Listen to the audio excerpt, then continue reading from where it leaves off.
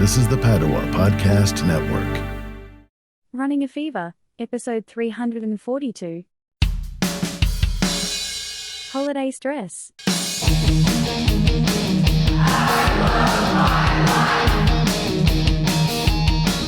I'm gonna warm up here a little bit.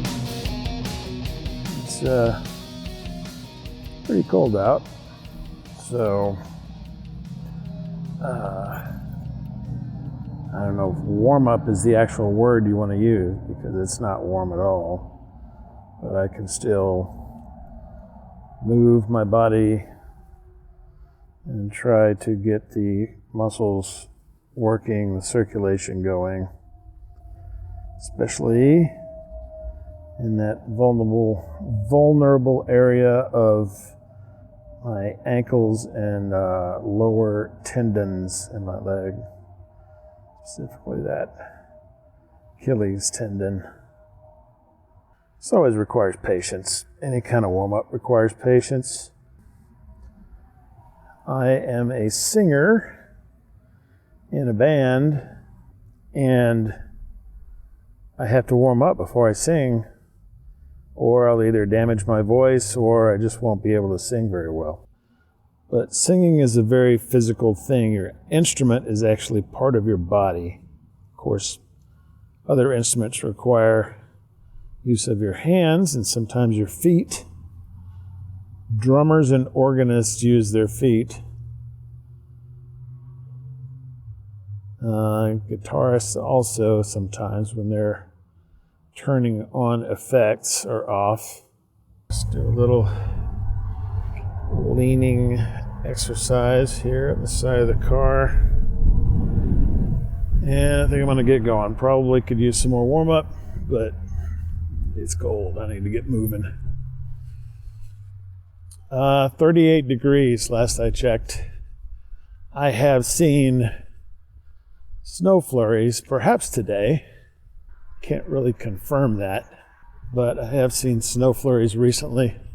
Nothing sticking to the ground. I think that might have been Christmas Day.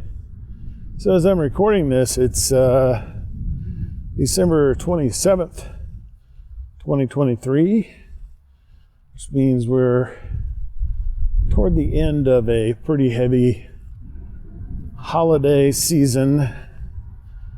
Thanksgiving, which is huge in terms of people traveling and getting together with family and consuming mass quantities of food and drink.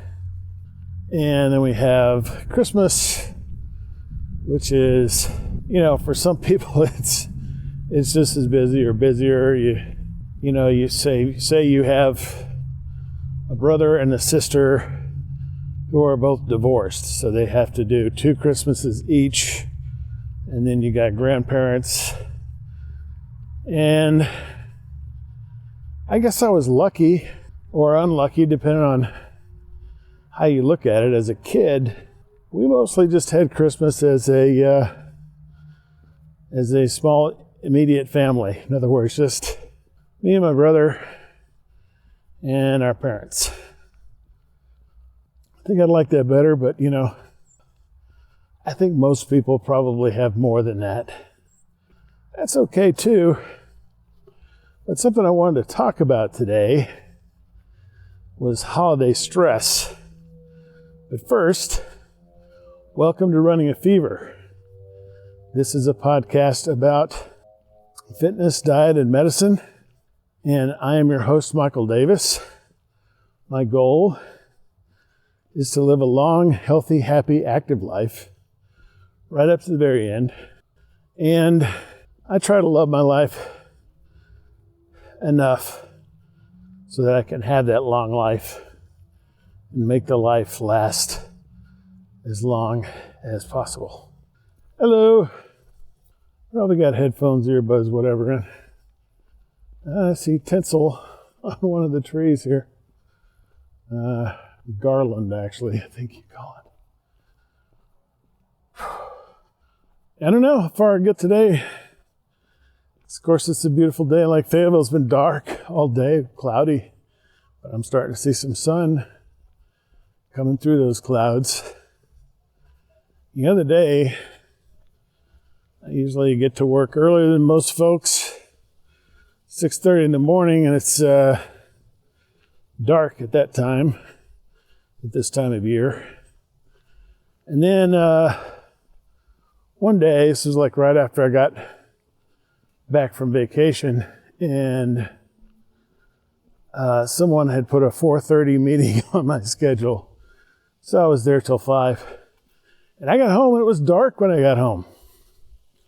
I think I might have gone to the store, but the sun was definitely on its way down and not visible by the time I got out of there. So the days are really short, less than 12 hours. And it's been hot and cold, hot and cold.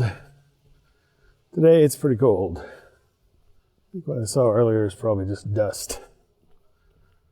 Although they were looking like some moisture on my windshield too. The sun's coming through. I don't think we're gonna see any more of that. It's supposed to be like a 5% chance today, something like that. And I don't know, I could probably be dressed better for this. I do have some layers on. I have a short sleeve t-shirt, a long sleeve t-shirt, and a sweatshirt on. And my head is got 3 layers as well. I've got 2 knit caps on, and then my hood from the hoodie is also up. And I don't have any layers on the bottom half of my body. I don't have anything like that anymore. But on my hands, I have some fingerless gloves made for me by master knitter Henrietta Davis. I don't know, it feels like I'm going faster than usual. Should be some cold weather tips. But obviously don't expose yourself to freezing temperatures for very long. But some people got to do that. So I feel like there's more that I know about things like keeping your faucets dripping and your cabinets open. But I just kind of keep the heat on, and I'm staying as warm as I can on this walk. If it gets any colder, I'm going to need some more clothes, unfortunately. Still wearing my Brooks Adrenaline because I haven't got many miles on them. Actually, this is my second pair of those. The first one I did wear out, and the second one I'm not used enough to cause any wear. I did a review on these shoes, an unboxing and review, which you can find on YouTube. runningaFever.com/YouTube. While I'm at it, if you're on YouTube, go ahead and subscribe. Like this video and a bunch of others if you like them. We have hundreds. So, the holidays can be stressful for some people. There's a lot of reasons for that. There could be old issues that keep popping up because you have a disagreement or something. Emotions between family members can get rather intense. And when you have a bunch of them all together, you can start feeling all those emotions again, and maybe that leads to some other arguments or disagreements, stuff like that. So that each time you get together, 3.81, maybe halfway to a mile. Yeah, so you gotta see these people, and maybe it's stressful just to see these people. I don't know. I think that's part of it. There's also a sort of hecticity. You can get stressed by all the demands being put on your time. It can be expensive too, traveling. If you buy a lot of gifts at Christmas time, and it can lead to health problems. Of course, stress is a killer. I always say that. Other health problems, if you eat too much, then you're going to have health problems. You eat too much of the wrong things too. There's some good, healthy food that comes around at the holidays, though. You got turkey. It's a good source of low-fat protein. Ham, not so much, but it does have protein. You can try to get the leanest piece you can. And maybe, I don't know, ham. If you get like the candied ham or the honey baked ham, you're just going to have to probably deal with that. Not quite as healthy, but turkey is. There's usually some vegetables that come along. Maybe sweet potatoes. Those are not bad for you at all. They used to have these pre-made meals back in the day that included some sweet potatoes. Just gotta watch out for carbs, especially in rolls and stuffing or dressing, depending on where you're from. And then, of course, there's dessert, like cranberries or cranberry sauce. If it's just cranberries, that's going to be okay. But cranberry sauce, whatever you get, it's pretty heavily sweetened. You're going to have trouble there. Desserts, probably my favorite part. Pecan pie, pumpkin pie, you name it. I love pie. 441, so 7/10 of a mile. Still walking, but I'm going to stop for a minute. Give my back a rest. And, I think I might have just said that dessert was my favorite, but in all honesty, eggnog is my favorite unhealthy holiday food. And I'm going into some serious withdrawal right now because for some reason, all the eggnog has run out.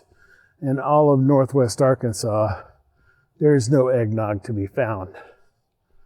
Now, I know you can make it yourself. I've never done that. Just always bought it at the store. But that's causing me some problems right now. But at least I'm not intaking all the sugar and fat and whatever is in there. Yeah. I'm going to go ahead and turn back because this is my first time out in a few weeks. So maybe 1.5 miles is not too bad for today. My back is really starting to hurt. So what can you do to reduce stress? Well, it's hard because there's all these traditions and everybody wants a piece of you. But what I have tried to do in the past, and it's not always a popular thing, is keep it simple. Just pick out certain things you're going to do throughout the holidays. Obviously, be with your family, especially your immediate family. But maybe you don't have to go to everything that's in store and see those family members a bunch of times. Maybe pick one event, or two. Keep it simple at Christmas, gifts time. Don't buy gifts for everybody you know. Don't buy multiple gifts, If you're going to give someone a gift, make it a really good single gift. Don't worry about getting a bunch of gifts for the same person. It's hard to do, in a way. I've found that giving gifts is more enjoyable than getting them, I should say. And I don't know if that's really popular. If you really dig down deep, is that a thing that applies to many people? Part of it is whether or not the person giving you a gift believes this. There's a sort of implied obligation to give that person a gift as well. I try to make it known that I really don't like getting gifts, but understand some people really like giving them, and I will allow for that to some extent. But if you were thinking about getting me a gift, don't worry about it. Connect with the good relationships in your life, the good people. Not that other people are bad, but someone you only see once a year, probably not someone that you can confide in and talk about your feelings of stress during the holidays. So connect with those people. If you don't have those kind of people in your life, and I know some people don't. Some people don't have really close friends or family. I think it's a necessity in life. I really do. I don't think you can really get through life without that. So please, if you're in that situation, I understand it's really hard, and it may be really hard to try to get out of it. Try to establish some relationships. It's very important. Make that a New Year's resolution, or as I always like to say, let's just resolve today to do the right thing. By the time you hear this, it may be February, and that's just as good a time as any. Try to take care of yourself physically. I don't think there's any reason that you need to overeat. I understand overeating because I eat compulsively, but I don't think that just because someone brings enough food for twice the people that are there, that you need to eat twice as much. Stopping again. Really hurting the back. So let's move on to a new topic here. I'm out here today in 30s weather, getting my walk in. And I'm hoping that this will be the beginning of a habit. My plan is to make it a habit. Monday, Wednesday, Friday. And so this is Wednesday. There's a new episode came out today. God in Exercise. I think you should definitely listen to that if you didn't catch it when it came out with your podcatcher. First time's always hard. So there you go. Keep trying, don't give up. Even if you've been down this road, always try to do better and keep trying to do it. That's what I do. Never give up. Trudge the road to health. So someone close to me, I already told you about the health problems, at least generally, not specifically, but it has become imperative that I lose weight. That doctors have actually told me that's what I need to do. That's a pretty serious thing because, doctors don't like to tell people that. And they should. They should tell people that, you've got your weight there. It doesn't have to do with how you look. It doesn't have to be that way. You can just say, look, you're 275 pounds, you're 5'10", you are too heavy. You need to lose weight. Just say it, doctors. If there are any listening to this podcast. Say it in the room, as they say. Well, I've got some more incentive lately. And I got to tell you, I'm really close to my top weight of all time at this point. This morning, tying my shoes had me breathing hard. That's a terrible, disgusting thing to admit, but is true. So this person said that she was going to start bugging me about my weight, my health, doing the right things, eating right, exercising, so forth. And more recently, she said, I want you to get down to 200 pounds by the end of 2024. Now, if you'll recall, back in 2018, I actually did that. I actually got down to 197 after starting at like 279 or something in January. Possible. If only I could have kept that weight off, I wouldn't be in the situation I'm in now. So, like I said, this person is very close to me, so I'm going to take that to heart. And also because I just know it's the right thing to do.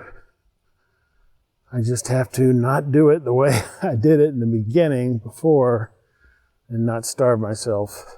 Health professionals get nervous when you tell them that you're, going below 1,000 calories a day.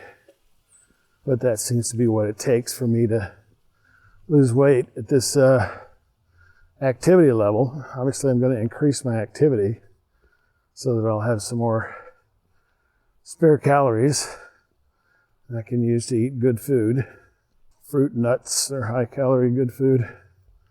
She also told me that today, tomorrow, or Friday would be a good time to rejoin the gym. And I am going to rejoin the gym so I can do some serious resistance work, which is important, and it's very important the older you get, too. You need to have strong muscles as you get older. 58 is right around the corner for me. 57 this year. I'm entering middle age is what I told somebody. Entering middle age because I'm going to live to be up in the hundreds, then I'm less than halfway through my life. Being that I am running out of breath tying my shoes, I think it's more appropriate that I just try to walk, try to lose a few pounds, maybe 10 or 20, and then join the gym when I can get more out of it. Maybe a struggle, but I think if I'm walking on a regular basis, it won't be too bad. The fingerless gloves, once I got warmed up, have done the trick. I don't have to shove them in my pockets anymore. But I have asked Master Knitter Henrietta Davis if she will make me a pair of regular gloves.